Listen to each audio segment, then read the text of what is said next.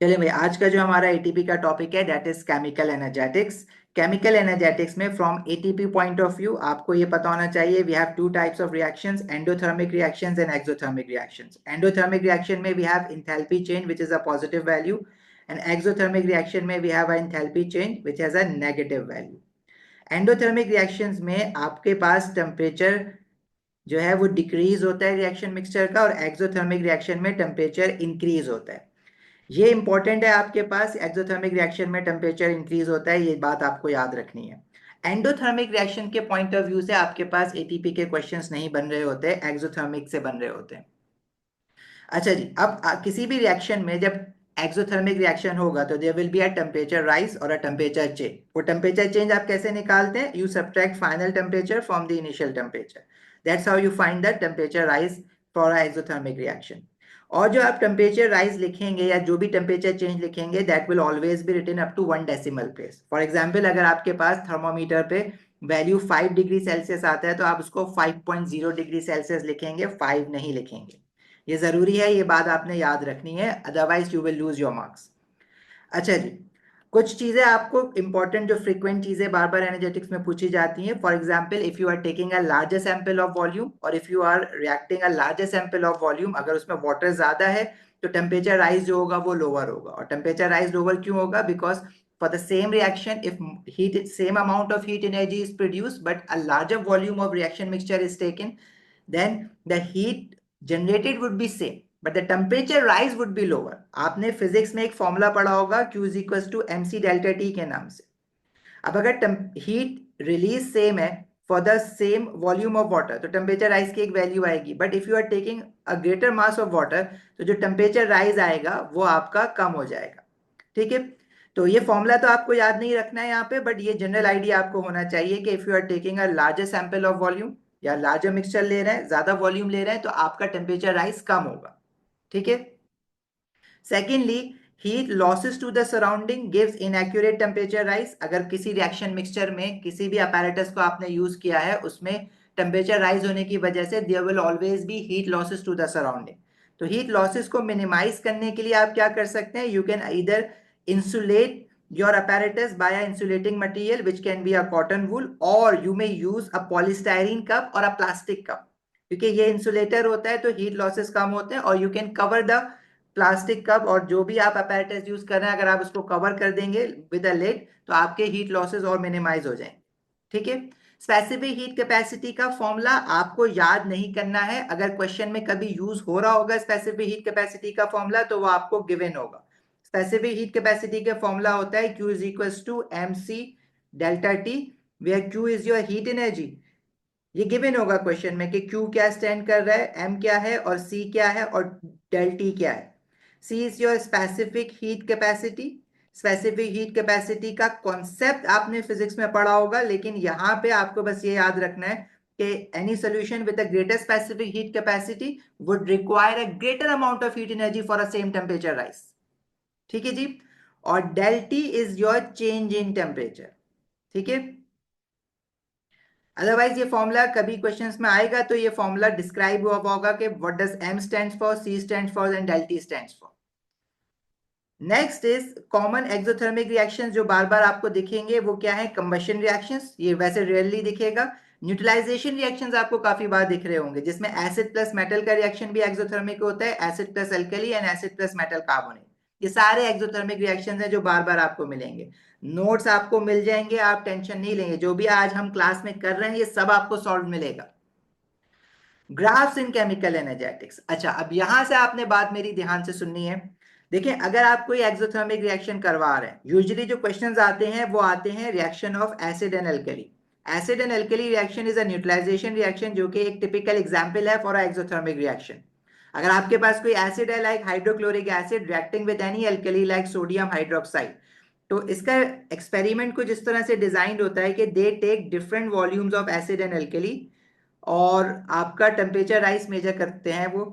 देखिए, अगर आप एसिड की वॉल्यूम इंक्रीज कर रहे हैं या अल्कली की वॉल्यूम इंक्रीज कर रहे हैं तो होगा क्या कि टेम्परेचर राइज हर एक्सपेरिमेंट में there will be a different temperature rise. तो इसका जो ग्राफ बनेगा, इसमें ग्राफ पे एक्स एक्सिस पे आपको वॉल्यूम गिवन होगा, या तो वो वॉल्यूम ऑफ एसिड होगा या वॉल्यूम ऑफ अल्कली होगा। लेट्स से अभी हम वॉल्यूम ऑफ एसिड चेंज कर लेते हैं। तो जो टेम्परेचर राइज की वैल्यू आएगी वो वाई एक्सिस पे प्लॉट करने के लिए आ रही होती है। अब आप जब ग्राफ बनाएंगे ना, तो आपको वो जो पॉइंट्स देगा, वो पॉइंट्स को जिस तरह के होंगे कि आपके पास you will be getting two straight lines. एक स्ट्रेट लाइन आपके पास ऐसी बन रही होगी, और सेकंड स्ट्रेट लाइन या तो आपके पास कंप्लीटली हॉरिजॉन्टल बन रही होती है, जिसमें ये शो किया जा रहा होता है कि भाई टेम्परेचर जो है वो चेंज नहीं हो रहा। या फिर आपके पास एक सेकंड स्ट्रेट लाइन इस तरह से बनेगी जिसमें टेम्परेचर डिक्रीज हो रहा होगा। देखिए भाई, कोई भी अगर रिएक्शन होता है तो उस रिएक्शन में पहले जब रिएक्शन स्टार्ट होगा तो there will be a heat energy release, तो टेम्परेचर राइज होगा। और टेम्परेचर राइज होने के बाद eventually the reaction will stop, and when the reaction stop तो temperature will fall back to the room temperature, वापस टेम्परेचर फॉल करेगा। अब देखिए, अगर आपने इस पर्टिकुलर वॉल्यूम पे टेम्परेचर मेजर किया है तो जरूरी थोड़ी है कि रिएक्शन इसी वॉल्यूम पे कंप्लीट हो गया हो। अब क्या पता, आप यहाँ पे 20 सेंटीमीटर क्यूब का वॉल्यूम ले रहे हैं और नेक्स्ट आप ऑब्जर्वेशन जो नोट कर रहे हैं वो नोट कर रहे हैं 30 सीएम क्यूब पे। लेकिन क्या पता रिएक्शन आपका कंप्लीट हो रहा हो 20 और 30 के बीच में, दैट इज 25 सेंटीमीटर क्यूब पे। वहां तो आप ऑब्जर्वेशन मेजर ही नहीं कर रहे। तो हम क्या करते हैं, इन लाइंस को हमसे कहते हैं कि एक्स्ट्रापोलेट करें। The word is extrapolate. तो जब भी हमें वो लाइंस को एक्स्ट्रापोलेट करने का कहेगा तो हम क्या करेंगे, इन लाइंस को एक्सटेंड कर देंगे। और इन लाइंस का जो इंटरसेक्शन पॉइंट होता है, उस इंटरसेक्शन पॉइंट से हम रीड आउट करेंगे वो एक्चुअल वॉल्यूम जहां पे एग्जैक्टली हमारा रिएक्शन कंप्लीट हुआ है।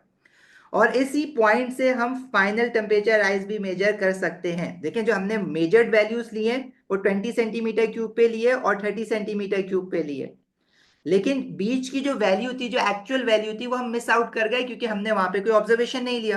तो वो हम ग्राफ से डिड्यूस करेंगे वैल्यू। ठीक है, ये जब क्वेश्चंस आएंगे अभी तो आपको ये क्लियर हो जाएगा कि इस बात से क्या मतलब है, राइट। अच्छा जी, मूविंग ऑन। एनोमलस पॉइंट क्या होंगे, वो पॉइंट जो ट्रेंड को फॉलो नहीं कर रहे। जब आप कोऑर्डिनेट्स प्लॉट करेंगे तो कुछ पॉइंट्स ऐसे होंगे आपके पास जो कि लाइन, अगर मैं उन पॉइंट्स को इंक्लूड करने की कोशिश करूं लाइन में तो मैं कभी भी लाइन बना ही नहीं सकूंगा स्ट्रेट लाइन अपनी, या अगर मैं कोई कर्व बनाने की कोशिश कर रहा हूं तो मैं कर्व भी नहीं बना सकूंगा। तो उनको हम कहते हैं एनोमलस पॉइंट। यूजुअली आपसे क्वेश्चन में कहा जाता है कि सर्किल द एनोमलस पॉइंट, और ये सिर्फ एनर्जेटिक्स में नहीं होगा, ये रेट ऑफ रिएक्शन में भी मिलेगा आपको क्वेश्चन। तो ये आपके पास टाइम टू टाइम ये क्वेश्चंस हम देखते रहेंगे। जब वो आपसे कहेगा लाइन ऑफ बेस्ट बनाना है, तो देखिए लाइन ऑफ बेस्ट का मतलब जरूरी नहीं है कि हमेशा स्ट्रेट लाइन बने। लाइन ऑफ बेस्ट में आपके पास स्ट्रेट लाइन भी बन सकता है और आपके पास कर्व भी बन सकता है। ठीक है, तो वो लिखेगा कर्व को भी, वो ये नहीं कहेगा make a curve of best, वो आपसे ये कहेगा कि just make a line of best. और लाइन ऑफ बेस्ट फिट में आपने कोऑर्डिनेट्स का ट्रेंड देखते हुए डिसाइड करना होगा कि आपने स्ट्रेट लाइन बनानी है या कर्व बनाना है। कभी कभार वो कह देते हैं draw a straight line of best fit, तो वहां तो हमें कंफर्म है कि हमें स्ट्रेट लाइन बनानी है, but most of the times he just tells you make a line of best fit. और अगर लेट्स से जो हमारे कोऑर्डिनेट्स आ रहे हैं वो कुछ इस ट्रेंड में आ रहे हैं, तो ऑब्वियसली फिर इसमें आप स्ट्रेट लाइन नहीं बनाएंगे, इसमें आप क्या बनाएंगे, कर्व बनाएंगे।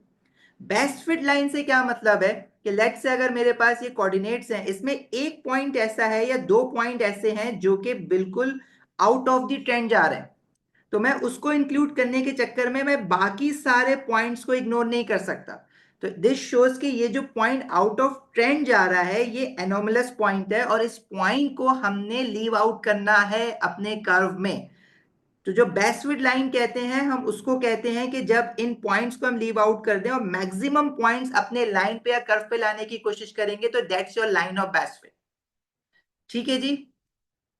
अच्छा, अब अगर आप for example line of best fit बनाने के लिए कभी कभार कुछ कोऑर्डिनेट, वैसे इतना होता नहीं है केमिस्ट्री में कि इतने स्कैटर्ड पॉइंट है, लेकिन एक क्वेश्चन आया है जिसमें वो पूछा गया है अभी, मतलब आपकी तरफ से क्वेश्चन आया है कि अगर पॉइंट्स कुछ इस तरह से हैं तो क्या हम इनको लाइन को इस तरह से मिला दें, तो नहीं, बिल्कुल आपने ऐसे नहीं करना है। आपने लाइन ऑफ बेस्ट फिट बनानी है, या तो आपने कर्व बनाना है या स्ट्रेट लाइन बनानी है। तो you have to try making a line कि most of the points lie on this horizontal, this straight line. अगर कुछ पॉइंट्स छूट रहे हैं तो वो एनोमलस पॉइंट है। अगर एक से ज्यादा पॉइंट छूट रहे हैं तो मेक श्योर आप लाइन ऑफ बेस्ट फिट ऐसी बनाएं कि जितने पॉइंट्स लाइन के ऊपर है उतने ही पॉइंट्स लाइन के नीचे भी हो, राइट? बिल्कुल। अच्छा, कोऑर्डिनेट आप कैसे बनाएंगे? आप कोऑर्डिनेट केमिस्ट्री में यूं नहीं बनाएंगे, this is not like by the examiner. आप कोऑर्डिनेट कैसे बनाएंगे? You will always plot a coordinate with a cross, ठीक है? पेंसिल आपकी शार्प होनी चाहिए और इरेजर आपके पास अच्छा होना चाहिए, ठीक है भाई? Moving on.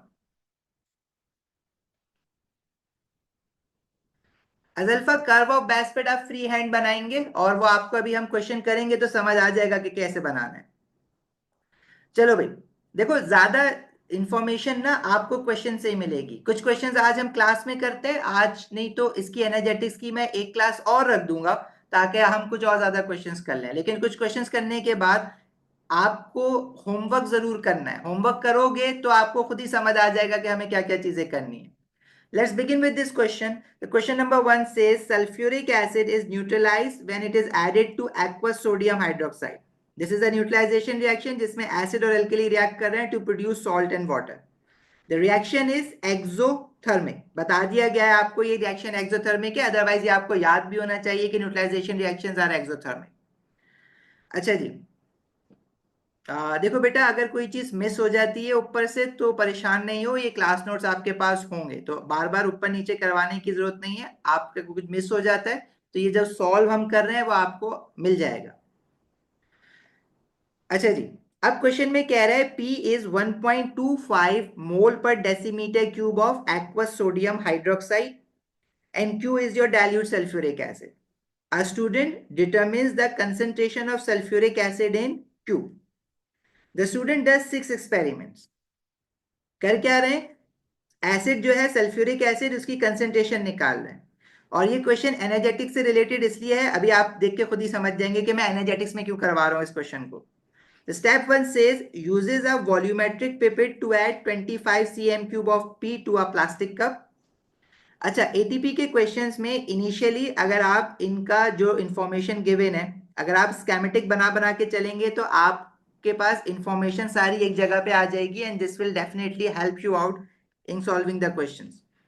तो आपने वॉल्यूमेट्रिक पिपेट से 25 सेंटीमीटर क्यूब ऑफ पी जो कि सोडियम हाइड्रोक्साइड है वो एक प्लास्टिक कप में निकाला।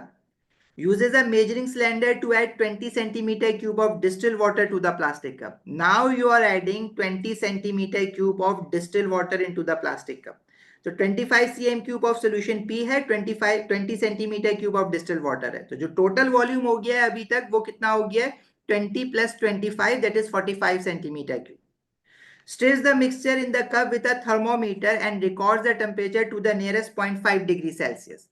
अच्छा, अब हम जो स्टेरिंग करते हैं ना सोल्यूशन की, जब हम एनर्जेटिक्स के क्वेश्चन करते हैं तो थर्मोमीटर से स्टेरिंग कर रहे होते हैं, हम अलग से स्टेरर नहीं लेते क्योंकि थर्मोमीटर इज जस्ट लाइक अ स्टेरर, तो आप स्टेरिंग उससे कर सकते हैं। अच्छा, आगे कह रहे हैं uses a burette to add 5 centimetre cube of Q. Now your Q is sulphuric acid. जब आप अल्कली में एसिड डालेंगे तो रिएक्शन स्टार्ट हो जाएगा and as this reaction is exothermic तो टेम्परेचर राइज होना स्टार्ट होगा आपका। जब आप इसमें क्यू डालेंगे तो रिएक्शन विल स्टार्ट और टेम्परेचर राइज होना स्टार्ट होगा आपका। स्टेप 5 में they are saying record the highest temperature reached, empties the plastic cup and rinses it with water. The plastic, अब आप पूरा एक्सपेरिमेंट कर लेंगे, हाईएस्ट टेम्परेचर अचीव हो जाएगा तो आप उस कप को एम्प्टी करें और वॉश करें डिस्टिल वाटर से और उसको वापस यूज कर लें। स्टेप 7 में is saying repeat step 1 to 6 using 5 different volumes of distilled water and Q so that the total volume in the cup is always 50 cm cube. You have to make sure total volume 50 cm cube रहे। देखिए पहले observation में उसने क्या करा है, उसने distil water डाला है 20 सेंटीमीटर क्यूब का और जो सोडियम हाइड्रोक्साइड डाला है वो 25 सेंटीमीटर क्यूब डाला है और जो एसिड डाला है वो 5 सेंटीमीटर क्यूब डाला है, तो टोटल वॉल्यूम 50 cm क्यूब हो रहा है। वो कह रहा है इस एक्सपेरिमेंट को आप रिपीट करें और रिपीट करने के बाद उसमें वॉल्यूम चेंज करें, किस चीज का? क्यू का वॉल्यूम चेंज कर करके देखें और डिस्टिल वाटर का वॉल्यूम चेंज कर करके देखें। सोडियम हाइड्रोक्साइड का वॉल्यूम कांस्टेंट रखना है। जब आप ये क्वेश्चंस करेंगे ना तो यू विल रियलाइज कि ये सेम सेम चीजें ही बार बार पूछी जाती हैं, ठीक है? नहीं, ये डायग्राम बनाने के आपको कोई एक्स्ट्रा मार्क्स नहीं मिलेंगे, ये हम अपनी अंडरस्टैंडिंग के लिए बना रहे हैं, ठीक है? अब वाटर क्यों डाला होगा? डाइल्यूशन के लिए डाला होगा भाई वाटर। तो बहुत सारे पर्पसेस हो सकते हैं। अभी देखिए, टेबल आपके पास गिवन है और इस टेबल में you have 6 experiments. First experiment में वॉल्यूम ऑफ पी जो यूज किया गया है, अब देखें यहाँ पे इन्होंने पी और क्यू से बोला हुआ है। अगर आपको अपनी अंडरस्टैंडिंग बेटर रखनी है तो आप देख लें कि भाई पी क्या था आपके पास, सोडियम हाइड्रोक्साइड है, और क्यू क्या है आपके पास, सल्फ्यूरिक एसिड है। तो आप यहाँ पे इसके ऊपर लिख दें अपनी अंडरस्टैंडिंग के लिए, ताकि आपको बार बार पीछे देखना ना पड़े कि पी क्या है और क्यू क्या है। तो P is your sodium hydroxide and Q is your sulphuric acid. अब आपसे कहा जा रहा है एक्सपेरिमेंट 1 में वॉल्यूम ऑफ पी जो यूज हुआ है वो 25 cm क्यूब हुआ है, volume of water 20 cm cube है, और volume of cube 5 cm cube है। इनिशियल टेम्परेचर जो था before starting the experiment that was 23 degree Celsius, highest temperature read was 25.5 degree Celsius. आपसे टेम्परेचर राइज निकलवाएगा और ऑब्वियसली कह रहा है complete table 2.1 by filling in the 3 missing values. तो फर्स्ट मिसिंग वैल्यू ये है। टेम्परेचर राइज कैसे निकालेंगे भाई? कोई भी टेम्परेचर चेंज निकालने के लिए आप final temperature minus initial temperature करेंगे। Final temperature highest temperature reached है 25.5 और इनिशियल टेम्परेचर 23 था। तो आप 25.5 माइनस 23 करेंगे, कितनी आ रही है वैल्यू? 2.5। अब आपने value 2.5 up to 1 decimal place लिखनी है, क्योंकि अगर आप पूरा कॉलम देखें तो सारी वैल्यूज 0.1 डेसिमल प्लेस पे गिवन है, इनिशियल टेम्परेचर की भी फाइनल टेम्परेचर की भी। तो जब अब इनको आप माइनस करोगे, अगर वैल्यू होल नंबर आता है लाइक 8 आता है, तो आप 8 नहीं लिखेंगे बेटा, 8.0 डिग्री सेल्सियस लिखेंगे। अगर आपने सिर्फ 8 लिख दिया यहाँ पे तो you will lose your mark. अच्छा, एक्सपेरिमेंट 3 में हमारे पास एक वैल्यू और मिसिंग है, जो कि वॉल्यूम ऑफ क्यू मिसिंग है। अब अगर आप एक्सपेरिमेंट 1 to 6 देखें तो इन्होंने क्या किया है, volume of Q that is sulphuric acid, experiment 1 में 5 cm क्यूब लिया हुआ है, एक्सपेरिमेंट 2 में 10 cm क्यूब लिया हुआ है। अब ये लीनियरली इंक्रीज नहीं कर रहे हैं इसका वॉल्यूम। देखिए, आपसे इन्होंने कहा है कि total volume of a mixture should be 50 centimetre cube. मतलब इन तीन वॉल्यूम्स को जब आप ऐड करेंगे तो वो वॉल्यूम टोटल कितना होना चाहिए? 50 सेंटीमीटर क्यूब। तो आपके पास यहाँ पे कितनी वॉल्यूम आप लें सल्फ्यूरिक एसिड की, के टोटल वॉल्यूम 50 cm क्यूब बन जाए? तो दैट शुड बी 25 प्लस 10 हो गया 35।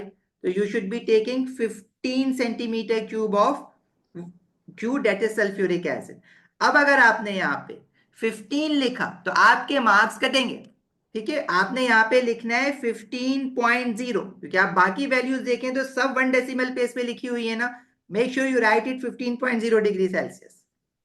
Now the third missing value is this, where you have to find the volume of water. Again, this is 25, 25. तो total 50 तो यहीं पे हो गया। It means कि यहाँ पे जो आपका वॉल्यूम होगा वाटर का वो कितना होगा? 0 सेंटीमीटर क्यूब। क्या मैं इसको 0.0 लिखूं? नहीं, अब जरूरत नहीं है। अगर आप लिख देंगे तो मार्क्स नहीं कटेंगे आपके। लेकिन अगर आप बाकी वॉल्यूम्स देखें जो इन्होंने ली हुई है, क्या इन्होंने 1 डेसिमल प्लेस पे लिया हुआ है वॉल्यूम ऑफ वाटर? नहीं ना। तो मैं भी 1 डेसिमल प्लेस पे नहीं लूंगा, मैंने 0 लिख दिया। अगर आप 0.0 लिख देते हैं तो ये देखें, टेबल में जितनी भी वैल्यूज होती है ना, जितनी भी एक्सपेरिमेंट्स के, उनके बीच में कोहेरेंस होना जरूरी है। अगर कोई एक वैल्यू 1 डेसिमल प्लेस पे है तो सारी 1 डेसिमल प्लेस पे होनी चाहिए। अगर बाकी होल नंबर है, डेसिमल प्लेस नहीं लिखे हुए, तो आप ये ट्रेंड फॉलो करेंगे। यहाँ पे से 25.0 लिखा हुआ है तो आपने सब 25.0 लिखा हुआ है। वॉल्यूम ऑफ वाटर मेजर किस चीज से किया गया था? Volume of water measuring cylinder से मेजर किया था इन्होंने। मेजरिंग सिलेंडर का लीस्ट काउंट नहीं है 0.1 डेसिमल प्लेस, मेजरिंग सिलेंडर का लीस्ट काउंट होता ही 2 cm क्यूब है। पी आपने मेजर किया था पिपेट से, जो कि एक्यूरेट होता है ज्यादा, इसलिए 0.1 डेसिमल प्लेस तक वैल्यूज गिवन है। बहरहाल आपको इतनी डिटेल में नहीं जाना है, आपको बाकी वैल्यूज को देखना है। अगर बाकी वैल्यूज 1 डेसिमल प्लेस पे हैं तो आपने ये वाली वैल्यू भी 1 डेसिमल प्लेस पे लिखनी है, और अगर बाकी वैल्यूज के साथ डेसिमल प्लेस नहीं गिवन है तो आप ऐसे ही लिख दें। ठीक है, छोटी छोटी बातें सारे क्वेश्चन में बार बार ये आएंगी। ठीक है, और ये फ्री के मार्क्स होते हैं बेटा, यहां से आपने मार्क्स लूज नहीं करने। एटीपी इज वेरी इजी, बहुत इजीली मार्क्स मिलेंगे।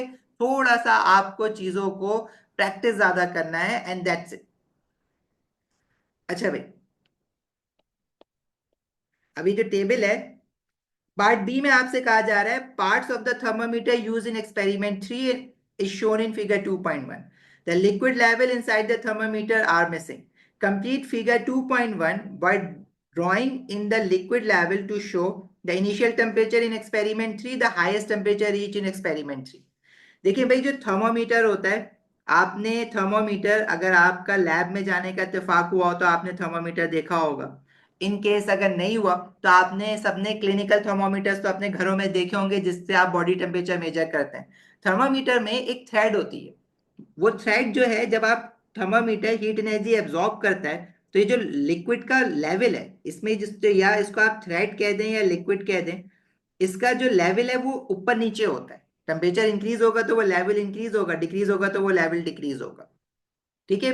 अब यहाँ पे थर्मामीटर, अब मैं थर्मामीटर नहीं पढ़ाऊंगा, केमिस्ट्री में हमें थर्मामीटर नहीं पढ़ना है, but I don't know physics में अभी भी आप थर्मामीटर पढ़ते हैं या नहीं पढ़ते, लेकिन फिजिक्स में थर्मामीटर एक जमाने में डिटेल में होता था।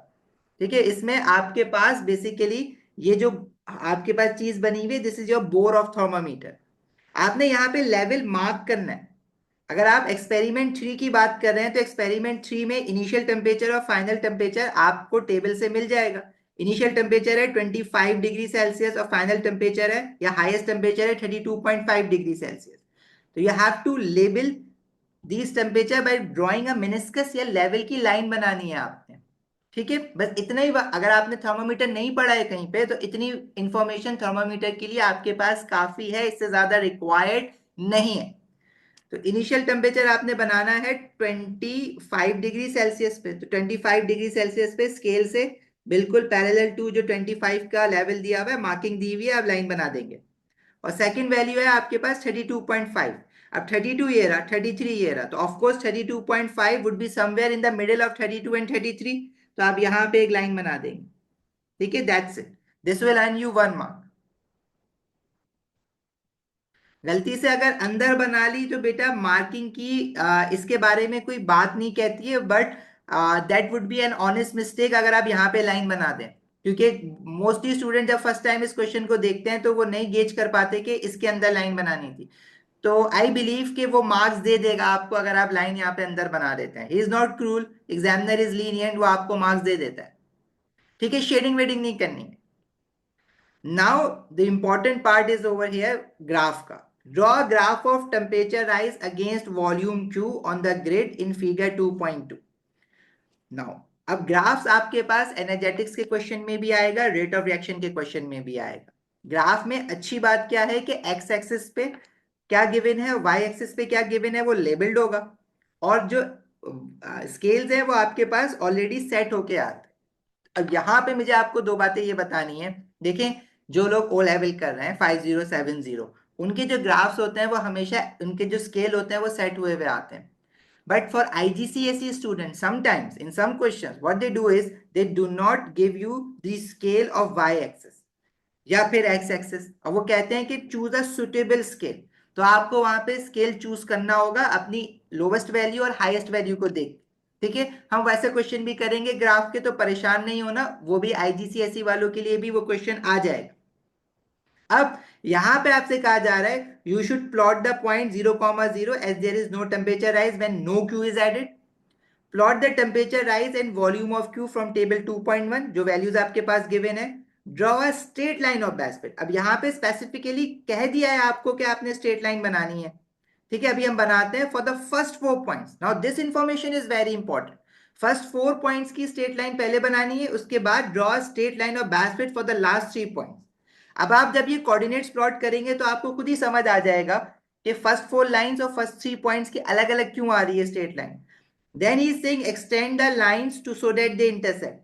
अक्सर इसको एक्सटेंड की जगह पे वो वर्ड यूज करता है एक्स्ट्रापोलेट। अगर एक्स्ट्रापोलेट का वर्ड आ जाए आपके पास तो इसका मतलब यही है कि आपने लाइंस को एक्सटेंड करना है। ग्राफ्स आपने पेंसिल से बनाने हैं, पेन से अगर आप ग्राफ बनाएंगे चेक हो जाएगा। लेकिन इन केस अगर कोई भी कोऑर्डिनेट आपने गलत बनाया तो फिर आपके पास इरेज करने का ऑप्शन नहीं है। अगर गलत हो गया तो फिर गया आपका मार्क वाला, फिर आप सही नहीं कर सकते उसको। तो मेक श्योर ग्राफ आप पेंसिल से बनाएं। पेंसिल आपके पास पेंसिल टिप शार्प होनी चाहिए, इतनी शार्प भी ना हो कि आप पेपर फाड़ दें और इतनी डल भी ना हो कि वो एक कोऑर्डिनेट के बजाय दो दो कोऑर्डिनेट में आपका मार्किंग आ रही हो। Question reading is of course very important.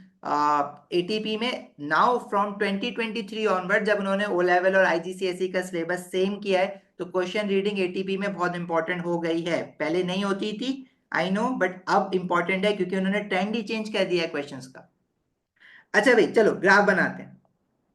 अब जब आप इसका ग्राफ बनाएंगे तो आपने कोऑर्डिनेट्स कहां से चूज करना है? इस टेबल से चूज करना है, experiment 126।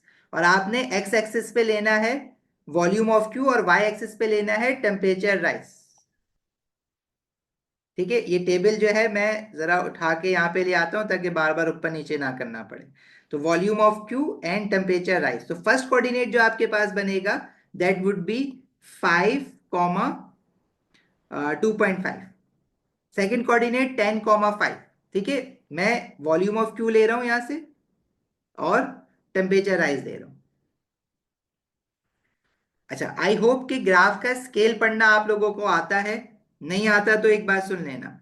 5,2.5 is your first coordinate, जो कि यहाँ पे टेबल में गिवन है, लेकिन उसने आपसे कहा हुआ है कि आप ग्राफ में 0,0 वाला पॉइंट भी प्लॉट करेंगे। तो 0,0 वाला पॉइंट तो आपने यहाँ पे प्लॉट कर देना है।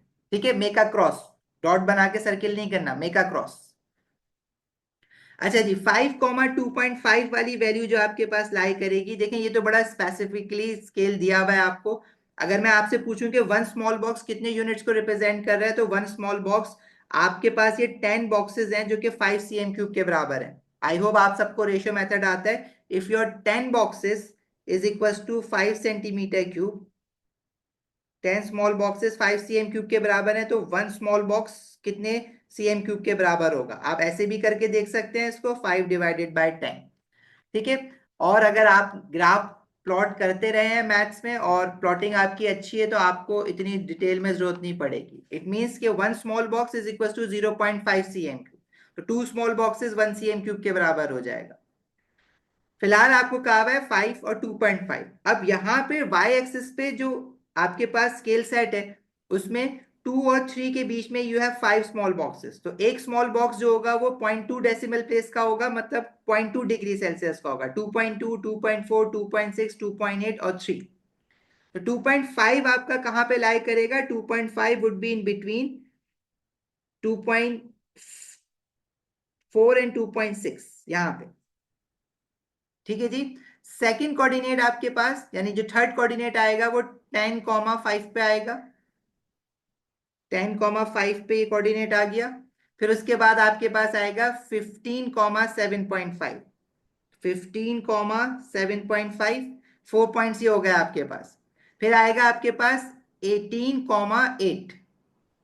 अब 18 वाली वैल्यू आपके पास कहां पे आएगी? अभी हमने डिसाइड किया कि 0.5 cm³ का वन स्मॉल बॉक्स है, तो 15 ये हो गया, 16, 17 और 18। तो दिस इज योर 18 cm³ पे 8 डिग्री सेल्सियस। फिर 20 cm³ पे भी 8 डिग्री सेल्सियस है, 25 पे भी 8 डिग्री सेल्सियस है। अब यहां से ऑनवर्ड्स टेम्परेचर राइज आपके पास नहीं हो रहा, तो ये क्या सजेस्ट कर रहा है? आप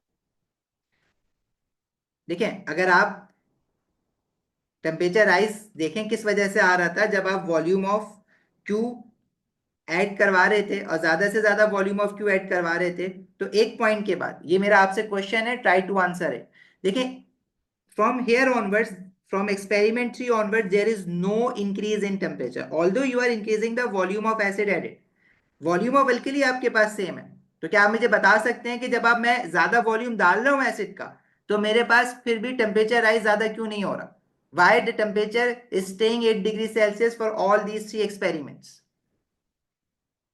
all the alkali has been completely reacted. ये वो वाला केस नहीं है जिसमें टेम्परेचर ड्रॉप हो रहा है। टेम्परेचर कांस्टेंट क्यों है? Because now if you are increasing the volume of acid, it doesn't matter, because now your alkali has become a limiting reactant।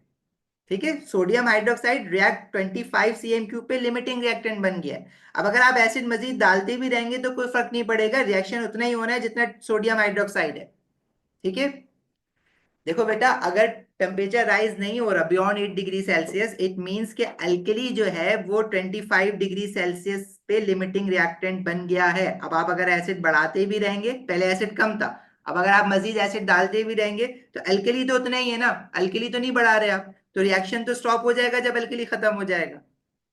Now you have to, अच्छा इसने कहा हुआ है you have to draw a line of best fit for the first 4 points and draw a line of best fit for the last 3 points.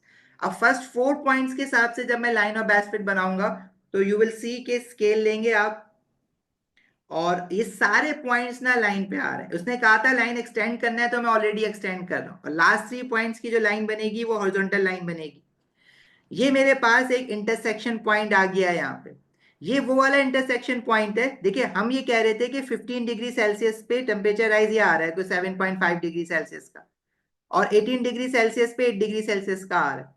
लेकिन अगर मैं 16 CM cube लेता solution, तो और टेम्परेचर राइज आता, जो कि मैंने ऑब्जर्वेशन में लिया ही नहीं। लेकिन ग्राफ से मुझे पता लग जाएगा कि टेम्परेचर राइज यहां से यहां तक भी हो सकता है, लेकिन 8 डिग्री सेल्सियस के बाद नहीं होगा। हॉरिजॉन्टल लाइन बेटा आप अंदाजे से ऐसी बना दे, इंटरसेक्ट करना है ना, इंटरसेक्ट जहां तक हो जाए वहां पे रोक दे। मैंने थोड़ी सी और लंबी कर दी है उसको। अच्छा जी, next part says the point where the two line intersects indicates the volume of Q that exactly neutralizes 25 cm cube of P। अब जरा यहां से थोड़ा सा थ्योरी को समझने की कोशिश करते हैं।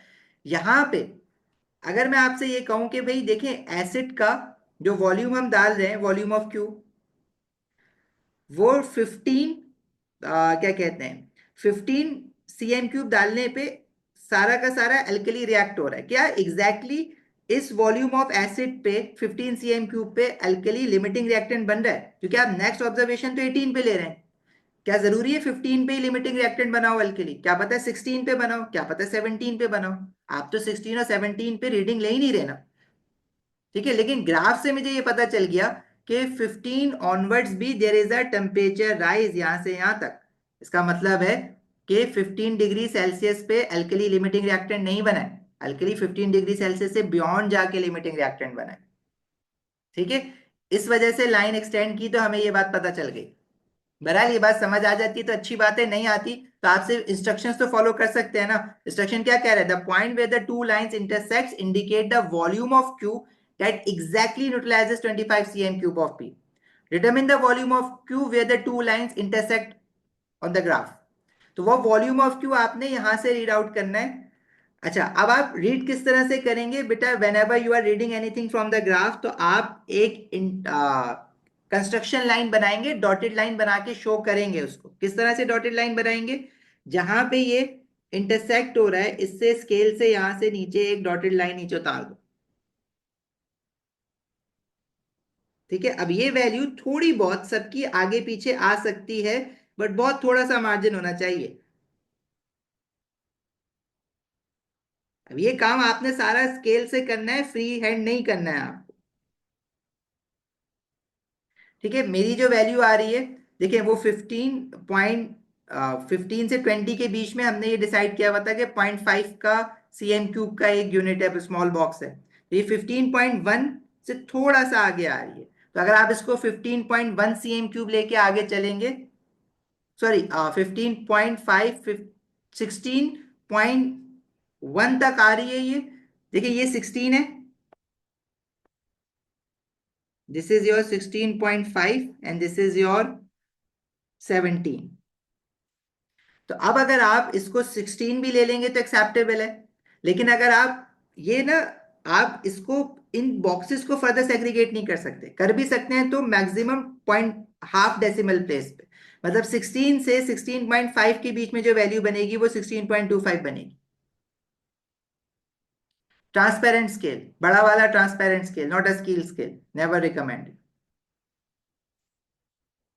तो वो वॉल्यूम आपने 0.1 डेसिमल प्लेस अगर लेनी है, तो आप अगर उसको 16.0 ले लेंगे तो भी चल जाएगा, अगर आप उसको 16.25 ले लेंगे तो भी चल जाएगा आपका काम। 16.1 नहीं लीजिएगा। एग्जामिनर इसकी वैल्यू देता ही नहीं है। एग्जामिनर जो है वो यूजुअली ऐसे क्वेश्चंस में कह देता है कि स्टूडेंट ने value with in 0.25 CM cube लिखी है या नहीं लिखी। देखो मैं एक रूल बता देता हूं आपको ग्राफ का, यहाँ पे आप इस बात को समझ लें कि इसका क्या मतलब है। देखिए भाई, आपको ये बात समझ आ गई कि जो वन स्मॉल बॉक्स है वो रिप्रेजेंट कर रहा है 0.5 सीएम क्यूब को। अगर ये वैल्यू आपके पास 16 सीएम क्यूब है और ये वैल्यू 17 सीएम क्यूब है, तो ये जो बीच वाली वैल्यू है आपके पास वो 16.5 है। अब अगर आपके पास, देखें अब आपके पास ये जो बीच में अगर लाइन आती है, वो लाइन अगर आपके पास लेट से एग्जैक्टली सेंटर में आती है, तो आप इसको 16 और 16.5 के मिडिल वैल्यू ले लेंगे। 16 और 16.5 की मिडिल वैल्यू क्या होगी? अगर मैथ्स वीक है मेरी तरह तो 16.5 माइनस 16 करो, डिवाइडेड बाय 2 कर दो, वो आ जाएगा 0.25, राइट? तो ये तो आप फिर 16.25 ले लेंगे। लेकिन अगर आपकी ये जो लाइन आ रही है वो हाफ बॉक्स से भी पीछे आ रही है, लेट्स से बिल्कुल इसके करीब आ रही है, तो अब आप इसको 16.1 या 16.2 लेने की कोशिश नहीं करेंगे। एक बॉक्स में, एक स्मॉल बॉक्स के बीच में लाइन आए, चाहे वो एक लाइन के करीब आए या चाहे इधर आए, इन तीनों की वैल्यू आप एक रीड करते हैं और हाफ अ बॉक्स की वैल्यू रीड करेंगे। समझ आती है ये वाली बात कि ये वाली वैल्यू और ये वाली वैल्यू जो है, इसके बीच में लाइन चाहे वो पहली लाइन के करीब आए या दूसरी लाइन के करीब आए, आपने उसको ऐसे कंसीडर करना है जैसे वो मिडिल में ही है। ठीक है, तो जो हाफ अ बॉक्स की वैल्यू आ रही है आप उसको वही वैल्यू देंगे। तो आप यहाँ पे क्या वैल्यू देंगे? 16.25। Better you give it 16.25, this is the rule, आप इसको फॉलो करें। विजिबली भी अगर 16.1 है तो अभी है तो भी हम नहीं लेंगे 16.1, हम बॉक्स के हाफ करके वैल्यू लेंगे, ये रूल होता है हमारा। एग्जैक्टली exactly 16 अगर किसी की आ रही है तो चलो, वैसे बन नहीं रही एग्जैक्टली 16, मतलब आपने पे ग्राफ थोड़ा गलत बनाया। एग्जैक्टली 16 बन नहीं रही है वैल्यू, थोड़ा सा आप इसको ग्राफ को सही से बनाएंगे तो ये 16 और 16.5 के बीच में नहीं आ रहा, 16 से थोड़ा सा आगे, लेकिन मैं उसको थोड़ा सा आगे कंसीडर नहीं करूंगा, मैं उसको एग्जैक्टली सेंटर में कंसीडर करूंगा। This is our rule. ठीक है, नहीं है बेटा, 16.5 और 16 के बीच की जो वैल्यू होगी वो 16.25 होगी। ठीक है, मैं इसको 16, देखिए ये जो बॉक्स है ना, वन बॉक्स 0.5 के बराबर है, तो एक 16 है तो आगे वाला 16.5 है, तो बीच में जो होगा वो 16.25 होगा ना। ठीक है, मूविंग ऑन, आगे बढ़ते हैं, आ जाएगी समझ आपके पास ये बात। Next is P is 1.25 mole पर DM cube of sodium hydroxide. देखिए ये जो हमने वॉल्यूम ऑफ क्यू निकाला है, ये बेसिकली आपके पास वो वॉल्यूम ऑफ एसिड है। अगर आप भूल चुके हैं अब तक क्यू क्या था तो आप ऊपर से देख के लिख लें, Q was your sulphuric acid. ये वो वॉल्यूम ऑफ सल्फ्यूरिक एसिड है जो कि exactly 25 centimetre cube of alkali को न्यूट्रलाइज करवाने के लिए लग रहा है। ठीक है, उमैमा परेशान नहीं हो, ये जो आपके पास ग्राफ बना हुआ आता है ना, जो आपके पास ओरिजिनल पेपर आता है उसमें बहुत विजिबली आपको दिख रहा होता है। ठीक है, इस पे तो मैं जूम इन जूम आउट कर रहा हूं, आप परेशान नहीं हो। ट्रस्ट मी, वो जो ग्राफ आपके पास आता है ना क्वेश्चन पेपर का, वो इतना क्लियर होता है कि आपकी गलती नहीं होगी, बस आपकी पेंसिल शार्प होनी चाहिए। Now this is that volume of Q that is exactly used to neutralize 25 centimeter cube of sodium hydroxide. Why I am saying 25 cm cube of sodium hydroxide? क्योंकि P का वॉल्यूम 25 cm cube था, हमने P का volume change ही नहीं किया था पूरे experiment में। देखें P का वॉल्यूम तो सेम आ रहा था ना, और P क्या था? Sodium hydroxide. Now this question is becoming typical mole question. अब यहां से आपसे मोल सॉल्व कराएगा। Use your answer to D to calculate the concentration of sulphuric acid in Q. अब अगर आपके पास एसिड और अल्कली का रिएक्शन हो रहा है तो अब आपके पास दो ऑप्शन हैं, या तो आप पहले सोडियम हाइड्रोक्साइड के मोल्स निकालें कितने, उससे सल्फ्यूरिक एसिड के मोल्स निकालें, और फिर सल्फ्यूरिक एसिड के मोल्स को और उसका जो वॉल्यूम यूज हुआ है उसको यूज करके कंसेंट्रेशन निकालें। या फिर एसिड और अल्कली में आपको एक डायरेक्ट फॉर्मूला बताया गया है, C1 V1 over N1 is equal to C2 V2 over N2। इसमें से कोई एक एक्सप्रेशन आप एसिड के लिए ले लें, मतलब Q के लिए ले लें, और कोई एक एक्सप्रेशन इसमें से आप अल्कीली के लिए ले लें, मतलब P के लिए ले लें। तो कंसेंट्रेशन ऑफ एसिड आपको निकालना है, वो आपको नहीं पता। वॉल्यूम ऑफ एसिड जो आपका यूज हुआ है वो 16.25 यूज हुआ है, और N1 क्या होता है? मोल्स इन अ स्टोइचियोमेट्रिक इक्वेशन, जो कि सल्फ्यूरिक एसिड के अभी 1 मोल है, is equals to concentration of alkali आपको गिवन है 1.25 मोल पर DM cube, volume of alkali 25 CM cube है, divided by moles of alkali in the stoichiometric equation is 2। इससे आप C1 निकाल लें सॉल्व करके, बताओगे कितना आ रहा है? जी अभी हाँ 80% यूज करना होता है, मोर देन 50% यूज करना होता है, लेकिन आपके पास अब वो टेंशन नहीं है ना, आपको तो स्केल ऑलरेडी गिवन होता है तो वो ऑटोमेटिकली यूज होगा। 0.9, सब अलग अलग क्यों बता रहे हैं भाई? How do I know V1? V1 is the volume of acid that has been used, जो हमने आगे पार्ट डी में निकाला है। और अगर आपको ये बात समझ नहीं आती है तो देखें, वो एटीपी के क्वेश्चन में हमेशा आपको बता देता है use your answer to part D, मतलब ऊपर वाले पार्ट का वॉल्यूम आपने कहीं ना कहीं यूज तो करना ही है ना। ये फॉर्मूला अगर किसी को नहीं आता तो मुझे व्हाट्सएप कर देना बेटा, ये फॉर्मूला मैं आपको समझा दूंगा, हमने मोल्स में पढ़ा है ये फॉर्मूला। इस फॉर्मूला के लिए हमें सीएम क्यूब को डीएम क्यूब में कन्वर्ट करने की भी जरूरत नहीं होती है। मुझे आंसर तो बता दो भाई, इतना क्या मुश्किल हो गया? 1.25 into 25 divided by 2 sodium hydroxide का, डिवाइडेड बाय 16.25। ये वैल्यू हमारे पास आ रही है 0.96, 0.9615 आ रही है राउंड ऑफ करके। अच्छा, अब हम कितने डेसिमल प्लेस पे लिखें इसको? देखिए, आपने अल्कली का वॉल्यूम कितने डेसिमल प्लेस पे गिवन है? 2 डेसिमल प्लेस पे गिवन है ना, तो आप भी अपना वॉल्यूम कंसेंट्रेशन जो दे रहे हैं वो भी आप एसिड की कंसेंट्रेशन भी 2 डेसिमल प्लेस पे दें। आपके पास वैल्यू आ रही है 0.961, तो जब आप इसको 2 डेसिमल प्लेस पे लिखेंगे तो डेट शुड बी 0.96 मोल पर डीएम, राइट?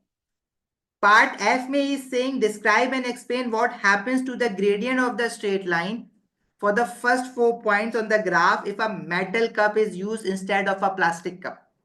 ठीक है, अभी एनर्जेटिक्स का क्वेश्चन है। देखिए भाई, आपके पास अगर आप मेटल कप यूज करेंगे तो metal is a good conductor of heat and elasticity of course, लेकिन यहाँ इलेक्ट्रिसिटी का कोई लेना देना नहीं है। अगर आप मेटल कप यूज करेंगे तो जो हीट लॉसेस हैं वो बहुत ज्यादा होंगे। जैसे इमेजिन अगर ये मेटल कप होगा तो क्या होगा? थर्मामीटर आपने इस कप के अंदर डाला हुआ है, तो थर्मामीटर का जो बल्ब होता है वो हीट एनर्जी गेन करने के, वो तो करेगा करेगा गेन, लेकिन ज्यादातर heat energy loss to the surrounding हो जाएगी। तो जो टेम्परेचर राइज आएगा वो क्या आना चाहिए? कम आना चाहिए या ज्यादा आना चाहिए? लोअर आना चाहिए, ऑफ कोर्स लोअर आना चाहिए। तो ये जितनी भी टेम्परेचर की वैल्यूज आ रही हैं ये सारी कम आएंगी for every volume of acid added. Initially the temperature rise was 2.5 5 cm cube पे, लेकिन अगर आप मेटल कप यूज करेंगे तो most of the heat will be lost to the surrounding, और ये जो टेम्परेचर राइज की वैल्यू आएगी ये आपकी कम आएगी। तो ये जो नया ग्राफ बनेगा आपका वो लेस स्टीपर बनेगा। ठीक है, for the same volume of acid added the temperature rise would be lower. अब रिएक्शन उतना ही हुआ है, टेम्परेचर राइज उतना ही होना चाहिए था, लेकिन थर्मामीटर रजिस्टर नहीं कर रहा वो टेम्परेचर राइज आपका। और थर्मामीटर क्यों रजिस्टर नहीं कर रहा? क्योंकि आपकी heat losses to the surrounding हो रहा है। ठीक है भाई, आपसे मिस्टेक हो गई है। तो if you are using a metal cup it means temperature rise at every given volume of acid would be lower than the initial value जो आपने पहले प्लास्टिक कप के साथ की थी। तो ग्रेडियंट जो उसने कहा भाई ग्राफ का ग्रेडियंट बताएं कैसा होगा। भाई अगर सारे कोऑर्डिनेट्स टेम्परेचर राइज नीचे आ जाएंगे, वॉल्यूम ऑफ एसिड तो वही है ना, जब सारे कोऑर्डिनेट नीचे आ जाएंगे तो जो आपकी जो न्यू लाइन बनेगी that would be less steeper, तो ग्रेडियंट जो होगा वो क्या होगा? लेस स्टीपर होगा। और gradient will decrease of course. तो आपने यहाँ पे क्या लिखना है? ग्रेडियंट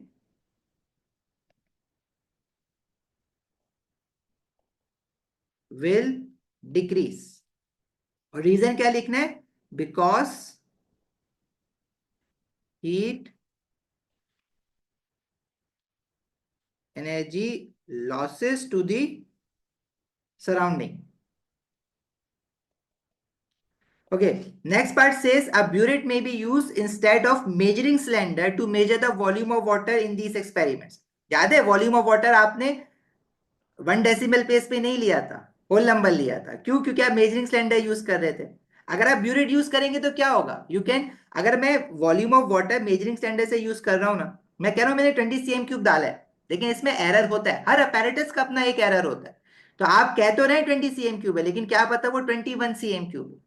इनफैक्ट मेजरिंग सिलेंडर का लीस्ट काउंट होता है 2 cm क्यूब का, और जो लीस्ट काउंट होता है किसी भी अपैरेटस का, हमने एक्सपेरिमेंटल केमिस्ट्री में जब कॉमन लेबोरेटरी अपैरेटस वाली क्लास की थी उसमें हमने ये देखा था कि आपके पास जो एरर होता है वो लीस्ट काउंट का डिवाइड बाय 2 होता है, मतलब +- 1 cm क्यूब का एरर होगा।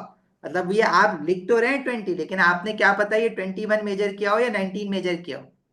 तो आप जो वॉल्यूम ले रहे हैं उस हिसाब से जो लिख रहे हैं और जिसकी कैलकुलेशन कर रहे हैं वो वॉल्यूम एग्जैक्टली क्या पता वो ना हो। और मोस्ट ऑफ द केसेस में यही होता है कि वो वॉल्यूम उतनी मेजर नहीं हो रही होती जितनी आप यहाँ पे लिख रहे हैं। तो अगर आप ब्यूरेट यूज करेंगे तो ब्यूरेट की एक्यूरेसी होती है 0.1 डेसिमल प्लेस तक। तो burette is a more accurate piece of apparatus. तो जब आप more accurate piece of apparatus use करेंगे तो आपके पास जो वॉल्यूम मेजर आएंगे वो ज्यादा एक्यूरेट होंगे, और जब आप एक्यूरेसी बढ़ाते हैं तो एक्सपेरिमेंट की प्रिसीजन बढ़ जाती है। अब प्रिसीजन और एक्यूरेसी में क्या फर्क है? देखो, प्रिसाइज वैल्यूज वो होती हैं, अगर मैं कह रहा हूं मैंने वॉल्यूम ऑफ वाटर 20 लिया, फिर 15 लिया, फिर 10 लिया, ठीक है।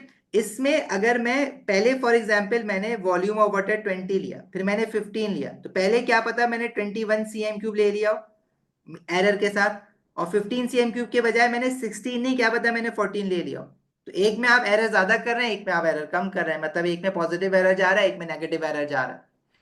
तो जब आप मोर एक्यूरेट अपैरेटस यूज करेंगे ऐसे एक्सपेरिमेंट्स में, तो आपके पास क्या होगा, मोर एक्यूरेट हो जाएगा एक्सपेरिमेंट, और एक्सपेरिमेंट मोर एक्यूरेट होने के साथ साथ एक्सपेरिमेंट की प्रिसीजन इंक्रीज हो जाती है। तो आप इसमें क्या लिखेंगे, precision of experiment increases because burette is a more accurate apparatus. Set the dependent variable in this set of experiment. अच्छा जी, अब जब भी आप ग्राफ बनाते हैं तो ग्राफ में दो वेरिएबल्स होते हैं, एक एक्स एक्सिस पे, एक वाई एक्सिस पे। एक होता है आपका डिपेंडेंट वेरिएबल और एक होता है आपका independent variable. Now what is the dependent variable? जो कि डिपेंड करे। इंडिपेंडेंट मतलब जो आप चेंज कर रहे हैं खुद से। जैसे आप वॉल्यूम ऑफ क्यू चेंज कर रहे थे, तो volume of Q was your independent variable, and due to this change in volume of Q जो टेम्परेचर राइज आ रहा है वो डिफरेंट डिफरेंट आ रहा है। तो वो टेम्परेचर राइज जो है वो आपका इस एक्सपेरिमेंट में dependent variable, temperature rise is your dependent variable.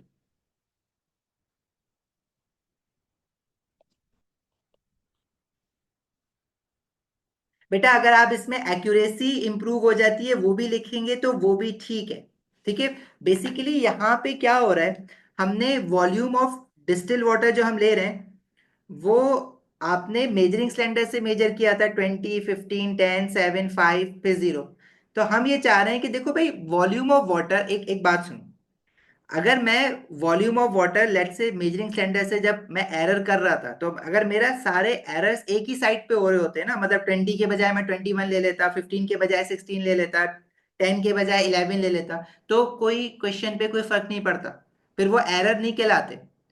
लेकिन जब आप मेजरिंग सिलेंडर यूज करते हैं ना, तो मेजरिंग सिलेंडर में चांसेस होते हैं कि आप मिनिस्कस जो है ना कभी ऊपर पढ़ लें कभी नीचे पढ़ लें, क्योंकि उसकी प्रिसीजन एक्यूरेसी कम होती है। जब आप ब्यूरेट यूज करेंगे तो ब्यूरेट में यही चांसेस आपके पास मिनिमाइज हो जाते हैं। तो यहाँ पे वॉल्यूम ऑफ वाटर देखो, वाटर जो है वो रिएक्ट नहीं कर रहा है रिएक्शन मिक्सचर में। वाटर के वॉल्यूम की वजह से जो टेम्परेचर राइज हो रहा है उस पर इफेक्ट आ रहा है। Water is not a reactant. आप इतनी बात समझ लें, अगर आपसे वो किसी भी लिक्विड का वॉल्यूम मेजर करने के लिए किसी भी अपैरेटस का नाम लेता है, अगर वो लिक्विड डायरेक्टली रिएक्टेंट है रिएक्शन में, अगर वो लिक्विड डायरेक्टली रिएक्टेंट है, तो आप उस अपैरेटस के लिए कहेंगे कि because you are using more accurate apparatus, तो एक्यूरेसी इंक्रीज हो गई है। अगर वो लिक्विड आपका डायरेक्टली रिएक्टेंट नहीं है रिएक्शन में, तो आप फिर कहेंगे कि प्रिसीजन इंक्रीज हो गई। ठीक है। अलीजा, डिपेंडेंट इंडिपेंडेंट आगे और बहुत बार डिस्कस होगा, मैं नेक्स्ट क्लास में कर लूंगा। अच्छा, अब आप लोग मेरी बात सुने, अब आप लोगों के जो क्वेश्चंस रह गए हैं अनआंसर्ड अभी फिलहाल, तो आप क्या करेंगे, व्हाट्सएप पे भेजें, मुझे भी भेज दो, मिस उसवा को भी भेज दो। If you guys know miss उसवा, सब जानते ही होंगे, नहीं जानते तो मुझे मैसेज कर दो, मैं बता दूंगा, हम लोग आपको आंसर कर देंगे। मोर ओवर, इसका होमवर्क कहाँ से करना है आपको, वो मैं आपको फाइल बता दूंगा कहाँ से आप एक्सेस कर सकते हैं। सेकेंडली, एनर्जेटिक्स की देखो मैं एक क्लास और रख दूं, ठीक है, थोड़ा सा मैं पुश करवाना चाह रहा हूँ कि एटीपी बस स्टार्ट हो जाए, डिफरेंट आप टॉपिक्स के क्वेश्चंस देख लें ताकि आप अपने होमवर्क में स्टार्ट कर दें। बाकी जो हमारी स्केड्यूल्ड क्लासेस हैं उसके अलावा भी हम कुछ क्लासेस रख देंगे, ठीक है।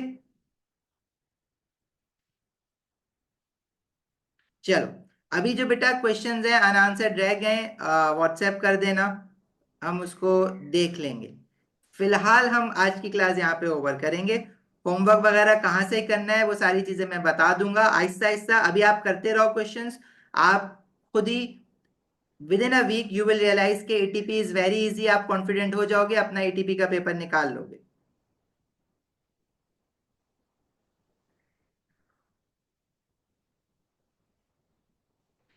अल्लाह हाफिज। Good luck. Remember in prayers.